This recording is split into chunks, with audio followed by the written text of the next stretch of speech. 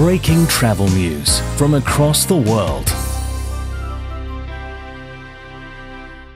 Breaking travel news in Qatar with this fascinating model behind us, which represents 100 years of commercial aviation. And indeed, we've got some breaking travel news as we find out the latest news from Star Alliance. So Mark, what's happening in London? Well, a very big day for us. On Wednesday, the June 4th, Star Alliance will begin moving our 24 airlines that operate at Heathrow Airport into a brand new state-of-the-art terminal building. So Terminal 2, known as the Queen's Building, will begin its operations this coming Wednesday. We've been working on this project for a long time. It's going to be a great new product for our customers at Heathrow Airport. So for you and all your team, all those people involved in the development of this terminal and the airlines who are part of the alliance, it's going to be a big day, isn't it? Oh, absolutely. It's not only an important day for the alliance, but we think it's going to completely change the customer experience traveling through Heathrow.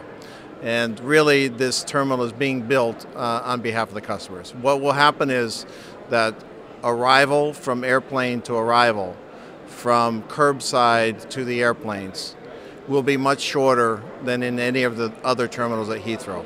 And just as important to us at Star Alliance, which is a grouping of 26 airlines around the world, is facilitating connections between our airlines. And so we're going to significantly shorten the amount of time needed for customers to transfer between one airline and the other.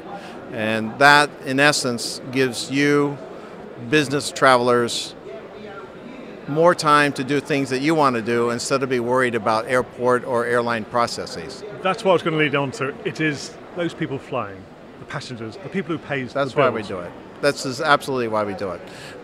Sure, we're going to operate more efficiently because we have 24 carriers operating in the same terminal building.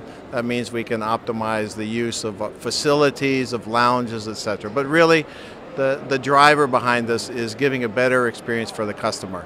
We know that that brings more customers, of course, in the future, but our drive really is to make sure that the customer experience is top-notch. So it is state-of-the-art. It is the best that will be out there. What I'm wondering, I mean, so many different airlines, bringing them together from a multitude of terminals at Heathrow into one.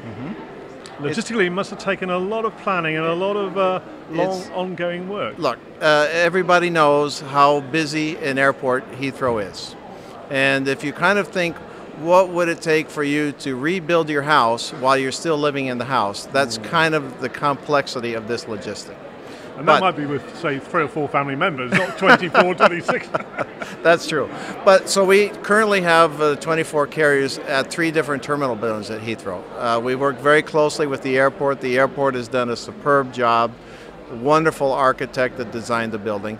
But it is a complex project. So of course we have to map it out very carefully and make sure that each move happens at the right time, that everybody's well trained, everybody's prepared for it.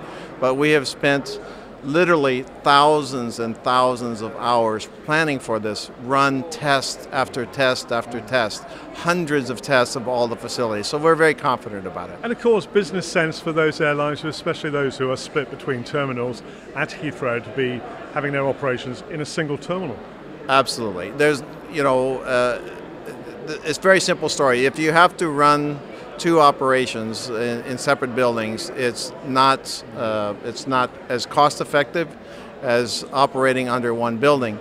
But I think at the end of the day, the most important thing is the customer experience. And what we hope to deliver here is a world-class product that is going to exceed anything that anybody receives anywhere else in the world. We're focusing on the development in London and the opening of Terminal 2, but while we're here at Doha, at the IATA meeting, what's really struck you over the opening day here? What's been the message that's got through to you, perhaps? Well, look, I think this is a very important meeting for the entire industry. We discuss matters of great import. It's a terrific networking opportunity for the leaders of the industry all around the world to assemble and talk with each other. But I think also it's a wonderful vindication for Qatar itself of the tremendous work that's been done in this city, this state, to open up the aviation market. The new airport that we landed in just a couple of days ago looks fabulous, and so we congratulate our colleagues at Qatar and Qatar Airways. And finally, before you dash off on that flight to London for the opening on Wednesday of Terminal 2, what can we expect from Star Alliance over the next few years? Well, I think you heard us say that we're focused on a couple of key markets around the world, so I hope to announce to the world formally within a few weeks' time of the date of a new carrier joining us in India. India is an enormously important market. Of course, everybody who lives in this region knows how important the Indian market is.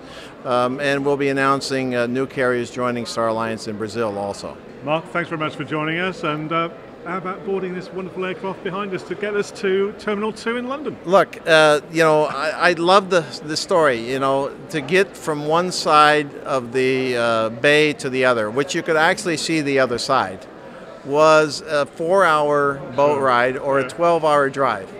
And it became a 25-minute flight. And this is what aviation does. Pioneering spirit and pioneering operation in London Terminal 2. Mark, thanks very much for joining us. Great pleasure. Thanks very much. Thank you.